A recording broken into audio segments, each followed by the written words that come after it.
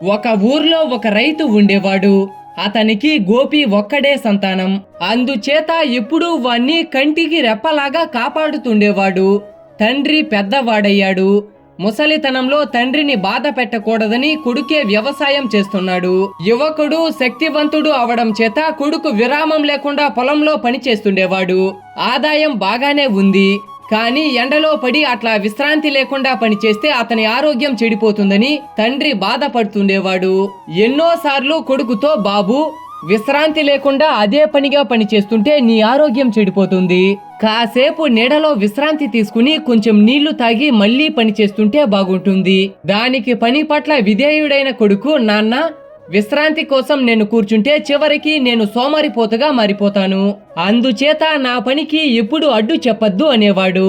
నీ ఆరోగ్యం చెడిపోతుందనే నేను అట్లా చెప్పాను, కానీ నిన్ను పూర్తిగా పని మానివేయమని అనలేదు గదా అన్నాడు తండ్రి. నేను నీకు ఇంకా చిన్నపిల్లవాడిగా కనిపిస్తున్నానా? నా ఆరోగ్యానికి ఏ లోటు రాదు. నాకు కావాల్సిన కండబలం నాకు ఉంది అన్నాడు కొడుకు. ఇప్పుడు నేను పడుతున్న బాధ నీకు అర్థం కాదు.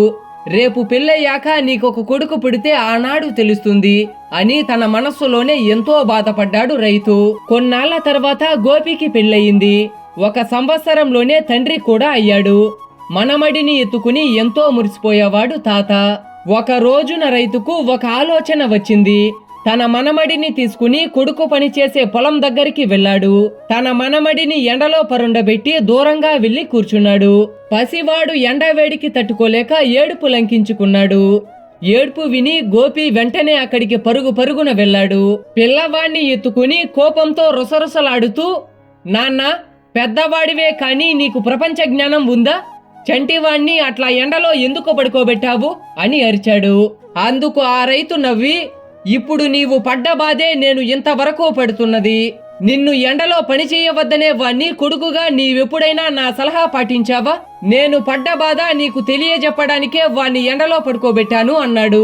గోపికి అప్పుడు అర్థమైంది, తండ్రి తన ఆరోగ్యం కోసం ఎంత తపించేవాడు, తాను ఆయన మనస్సును ఎంత నొప్పించేవాడు. ఆ రోజు మొదలు తండ్రి చేయమన్నంత వరకే గోపి పనిచేసి విశ్రాంతి తీసుకునేవాడు. నీతి: ఇతరుల బాధను నీ బాధ వలె స్వీకరించు. ఈ వీడియో మీకు ఎలా అనిపించిందో ఖచ్చితంగా కామెంట్ చేయండి. వీడియో నచ్చితే మాత్రం ఒక్క లైక్ చేయండి. ఇలాంటి మరికొన్ని వీడియోస్ కోసం మన ఛానల్ ని సబ్స్క్రైబ్ చేసుకోండి.